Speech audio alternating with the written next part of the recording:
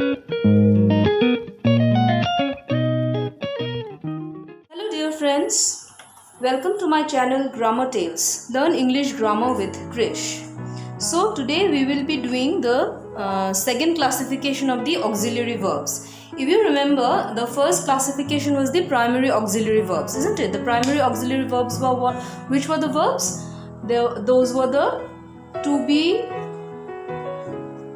to have and to do verbs, isn't it? These are the primary auxiliary verbs, isn't it? So from these three we have done to be, isn't it? If you remember, there are 8 forms or components of the to be. This is the parent, and the, say you can call those are the kids or the children. So the children of to be are what?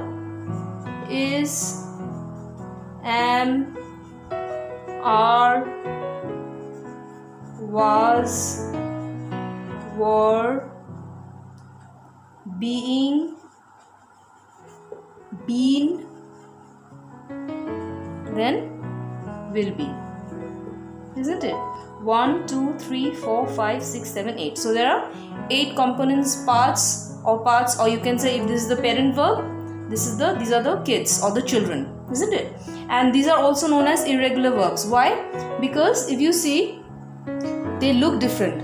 To be is different, and these, you see, these are different. Is, am, are, was, were. So they are different from the parent. Alright.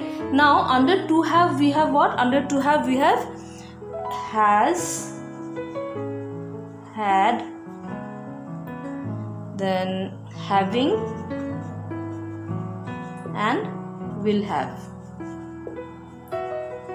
isn't it? So this is the parent, this is the primary auxiliary verb, to have, and this is the kids. Now under to do we have what?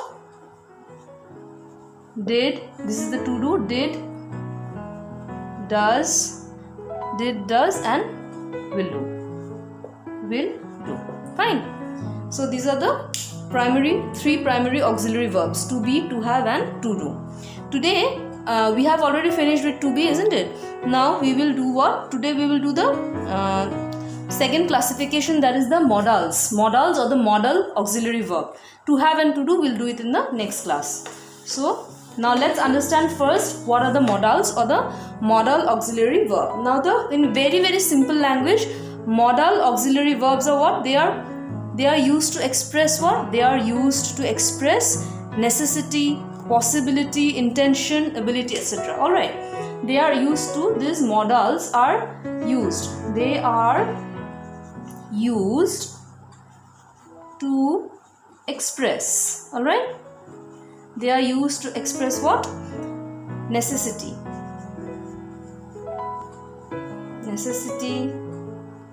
possibility,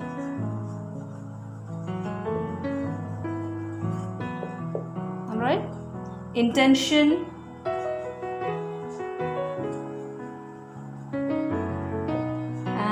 then you can say ability, etc. Fine. So this is the use of the modal auxiliary verb. Now what are the principal modal verbs? Alright, like in the primary auxiliary verbs we have what? To be, to have, and to do. Similarly in the modals or the modal auxiliary verbs, what are the principal modal verbs? Let's see. These are the principal modals are what? The principal modals. Alright. These are what? Can, could, will, would, then may, might, then there are ought, there is ought, O-U-G-H-T, ought, shall, should, and must. Fine. So how many are there? 1, 2, 3, 4, 5, 6, 7, 8, 9, 10.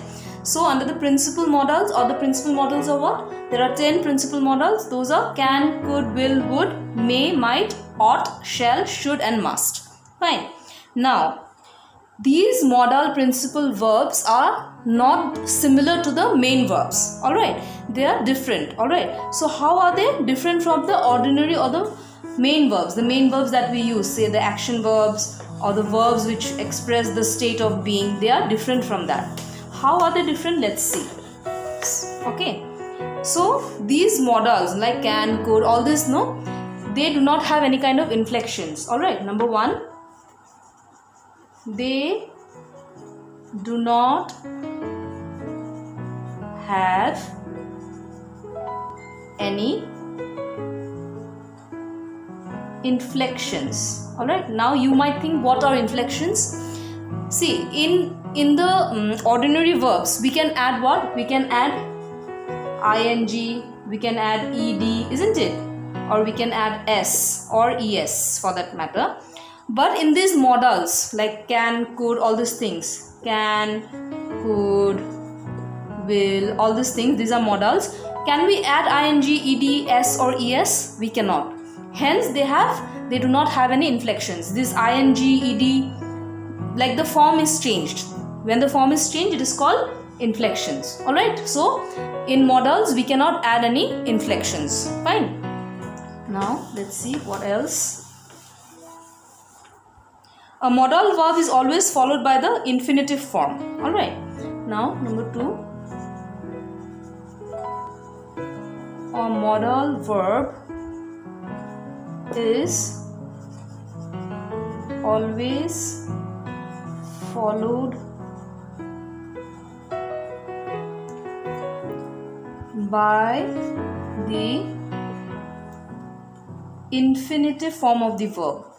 Now we will see what is that. Infinitive form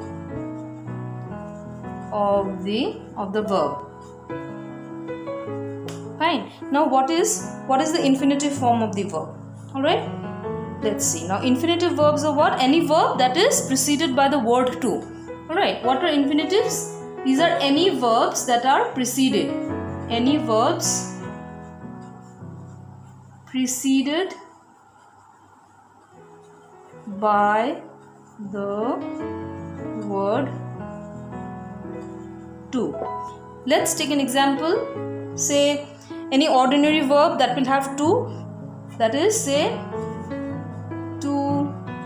This is an example, okay? What are infinitives? Example of infinitives: to eat, to love, to laugh, etc. So here see, this is the main verb. Alright, love, laugh, eat. So what we are adding? We are adding to here. So when we add a to the main verb, then it becomes an infinitive. Fine. So infinitive is what? Add to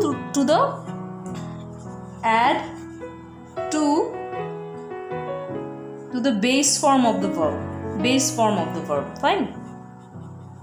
That is, base form is what? When we haven't changed the form of the verb, like love, eat, laugh, we added the to. So in modals, a modal is always followed a modal verb is always followed by the infinitive form of the verb. Fine.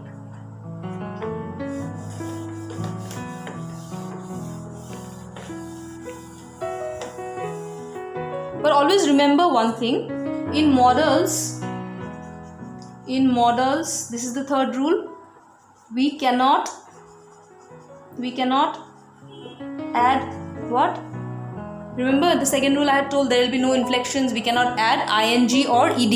There will be no ing and ed, isn't it? Say suppose if you write can you write ing with it, or can you add ed to it? No, it will be incorrect, isn't it? So these inflections cannot be added.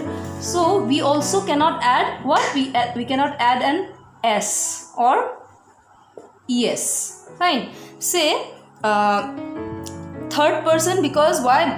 In the form of in the es or as form for the third person singular.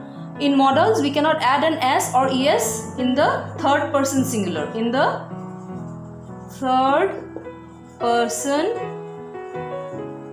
singular. Now you know very clearly what is the first person, second person. First person is what? I. Second person First person is I, second person is you, third person is what? He, she, it, isn't it? So he, she, it. With he, she, it, generally this is the third person singular, isn't it? So with he, she, it, when we write a verb, generally the verb we add what? We add s with the verb. Say for example, she, you can write say she waits and watches. She waits and watches. So see here, she is the third person, isn't it? Third person singular. When we are writing the verb, this is what? We are adding the s here, isn't it? But in case of modals, we cannot add an s or es in the third person singular. So we can always write she can, she should, then we can write she can, she would, or she shall, she ought, isn't it? So here we cannot add s, isn't it? We cannot add any s. So this is the third rule of modals.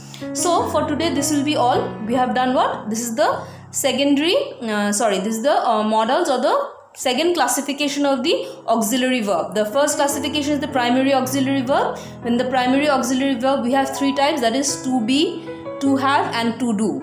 And we have finished with the to be. In the next class, we will do to have and to do. And the second classification of the auxiliary verb is the modals, or the modal auxiliary verb. So what are modal auxiliary verbs? These are the verbs which are used to express necessity, possibility, intention, ability, etc. Isn't it? So how we will see some sentences also with this, then you will be clear how it is necessity, possibility, intention, etc. Fine. So that will be all for today. I hope I was clear with the modals. Fine. Thank you.